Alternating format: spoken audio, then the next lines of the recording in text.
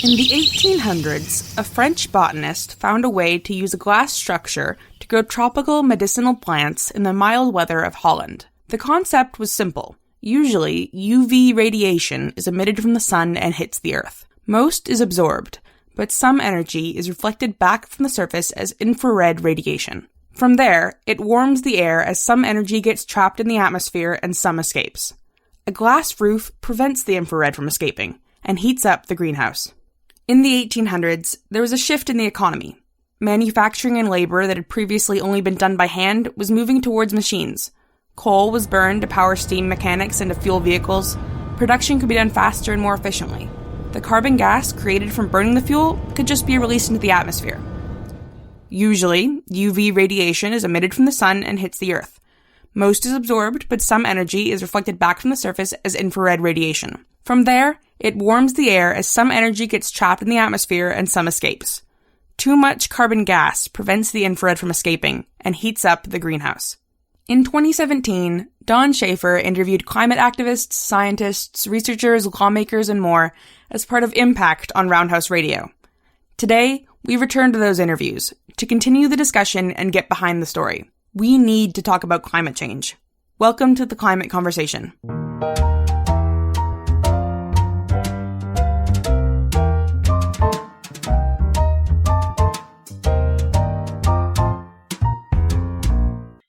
Every time you turn on the news or refresh Twitter, you see articles of global warming or electric cars or greenhouse gases.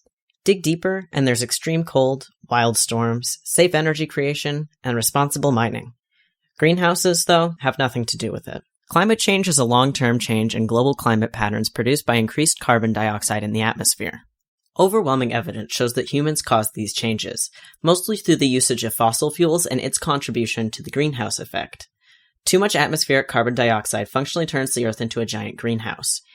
Heat from the sun reaches the Earth, which reflects back into the atmosphere. The heat then gets trapped by the carbon emissions, holding the heat in and warming the air.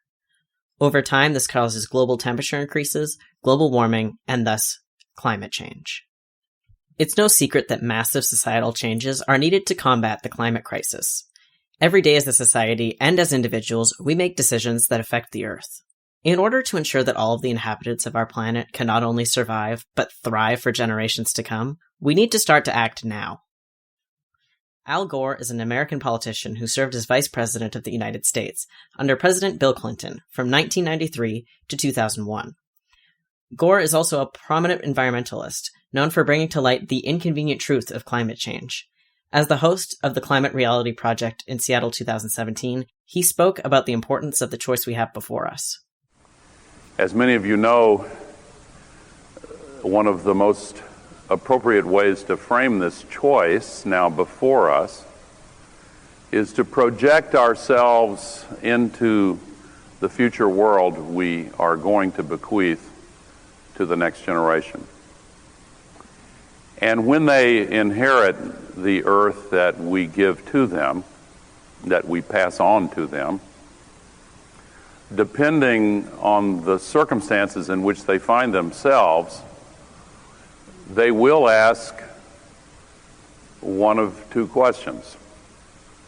And if they find themselves in a world of steadily diminishing hope and increasing despair, with political disruptions and chaos and hundreds of billions or hundreds of millions, even billions of climate refugees threatening governance structures and social cohesion, diminished food supplies and challenges to the availability of fresh water, deeper droughts, stronger storms, floods and mudslides, rising sea levels, tropical diseases, and all of the other horrors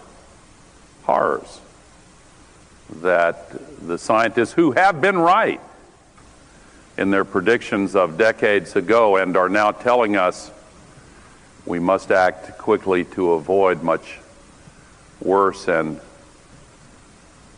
potentially unsurvivable horrors in the future. If they lived in a world that was careening through such catastrophes and destroying hope, they would be in that future year well justified in looking back at us in this time and in this place, and asking, what were you thinking? How did you fail to see and feel that we were at risk? How did you fail to do what was necessary to protect God's green earth and the conditions that could give us happiness and joy and the lives that you told us we deserved? But there is another alternative. If they live in a world with rising hopes, with hundreds of millions of good new jobs and occupations held by men and women who are busily transforming our civilization into a sustainable and prosperous and clean civilization. If they see that we have turned the corner, and even though they face challenges, they know that they are in the process of diminishing and that they can not only survive but continue the work that will go on to safeguard our planet. If they can look into the eyes of their own children and feel with confidence in their hearts that those children will have better prospects still, then I want them to look back through time again at us here now and ask a different question.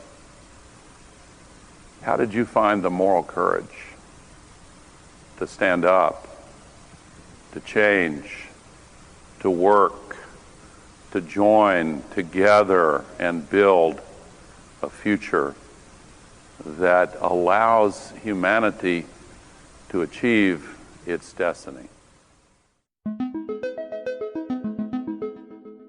As the global community comes to terms with this major challenge in our midst, it begs the question, how did we get here?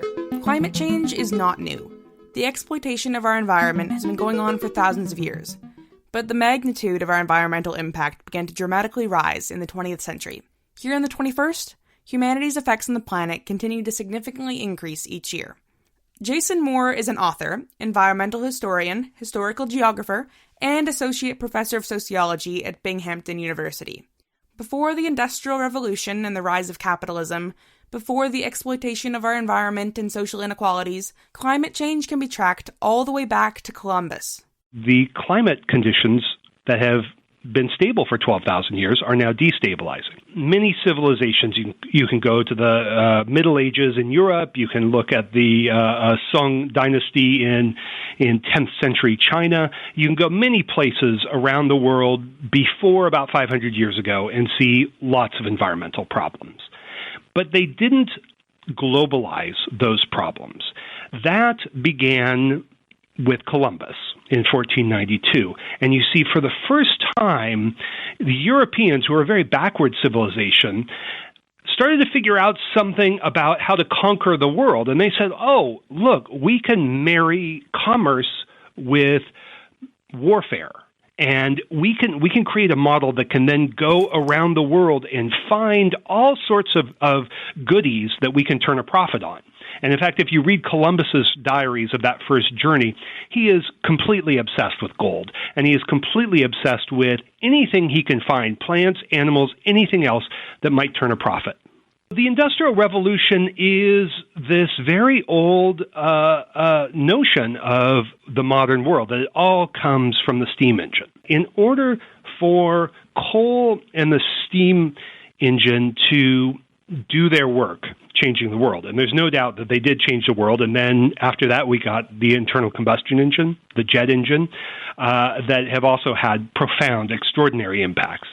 But if you look at the relations that made it possible, you start to see that, for instance, the dominance of steam engines in industry only occurs after about 1830. Well, what happened before then?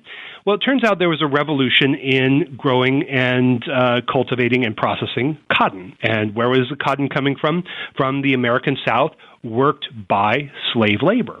So you have to begin to see that something like cotton fields and slave labor were just as fundamental to the Industrial Revolution as any of these other problems. as any of these other innovations. So you have to begin to look at, well, what are the relations that made the steam engine possible? And really the great way that the steam engine changed the world was not so much through the industrial factories, and we have these textbook images in our heads of Manchester textile factories with smoke belching into the air.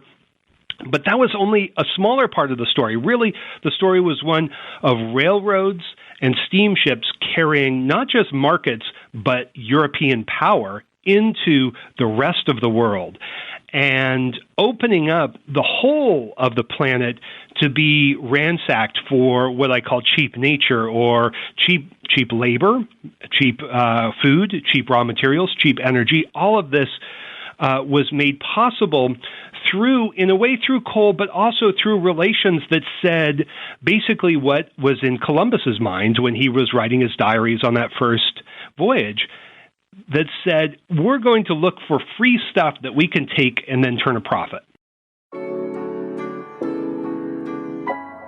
Far too often, environmental impact and social inequalities go hand in hand. The fight against climate change is more than just developing new technology that lowers our carbon footprint. We also have to reevaluate the distribution of power in our society, from a few profit-seeking individuals to the many all working to benefit the collective good. At York University, Canadian activist and organizer Sephora Berman is an adjunct professor of environmental studies. She goes on to relate the climate issues in Canada to Indigenous rights and the need to include Indigenous leadership in decision-making. And that's because this isn't just about changing technologies. It's about whether or not power and money and strength is held in the hands of a few or the hands of many. Because renewable energy by its nature is distributed. A lot of it is community owned. And you know what? No one owns the sun and the wind. So once the infrastructure is in, it's free. And there's a whole connection to power in every sense of the word, and to justice, economic justice. And I think that is an important thing that we need to think about. And I think in Canada, we're increasingly seeing that these issues are entirely connected to First Nations rights and to treaty rights. And I think trying to figure out how to include and respect nations as nations in our decision making, as well as trying to ensure that we're doing a greater distribution of power and wealth as we address these issues, that's the hard stuff. And if we really start to figure that out, then we're making systemic change. You can't address a problem if people don't believe the problem exists. Despite the proof that climate change has gone beyond the Earth's normal heating and cooling cycles, and despite the overwhelming consensus from scientists that this is a real problem, there are still people who deny the truth. Even with no evidence, in the internet age, it can be far too easy to plant misinformation in the public, especially when the truth is daunting. Doubt is a powerful tool, and when the facts threaten business, doubt can be weaponized. It's a strategy that's been used time and time again. Clearly, you believe that climate change has been human-induced and it's just not a natural part of the world doing its thing. Yes, absolutely. I have no basis for not believing that. So it's interesting. We were talking about the science of climate change and the various ways that interacts with the legal system, how you can try to use the law to get action on climate change, which we really need. And this issue, this phenomenon of climate science denial, takes you back a step or two from that fight to, the question, well, is climate change really happening? Are humans driving it? If it is happening, do we need to do anything about it, or will it be beneficial? All of these questions are well settled in the science, yet they persist in our public discourse. Why is that? So an interesting analysis has come out in the last several years that links the climate science denial movement to essentially the same playbook and sometimes the very same people that was put in play by the tobacco industry back in the 20th century, when there was emerging science that cigarettes were a major cause of preventable death, and obviously that was bad for business, for tobacco companies. So